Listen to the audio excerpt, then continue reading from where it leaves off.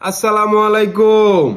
মা সন্তান এক হয়ে গেছে, চলেন তাদের একটা ছোট্ট একটা ক্লিপ দেখে আসি। আমরা আসলে কখনো কখনো ভাবি নাই এটা পুরো এক বছর, কিন্তু মামুন কিন্তু গত বছর মার্চের রোজার সময় আমরা আলাদা হয়ে গেছিলাম।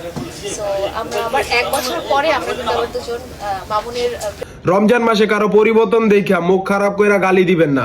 রমজান মাস আসেই পরিবর্তনের জন্য। তারপর লায়লা আর প্রিন্স মামুন দুই শয়তান এক হইয়া গেল। এই পরিবর্তনটা কে চাইছে?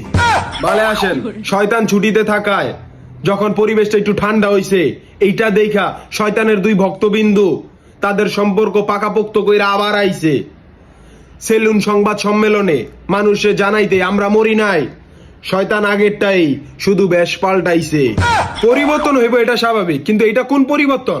লাইলারে দেখছেন, হাত পা শরীর আর বাকি অংশ ঠিক ওই বাটা কোম্পানির মতন ওই, আর মুখটা সেই পুরান আমলে সেই রূপসা স্যান্ডেল মতন হইয়া গেছে।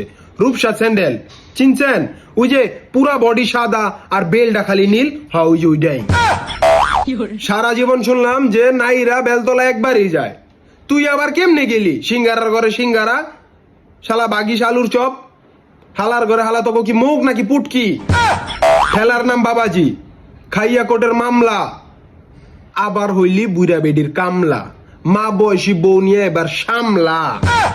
যাই হোক, তোরা যেহেতু এক হইছস, তাহলে এই কয়দিন যেই পোলাগুলা লাইলার আশেপাশে ছিল তাদের এভিডেভিট করে নাম পরিবর্তন করে নিজের সন্তান বানায় লইস, যাতে এই উসেলেও মানুষ তোকে মাফ কইরা দেয়।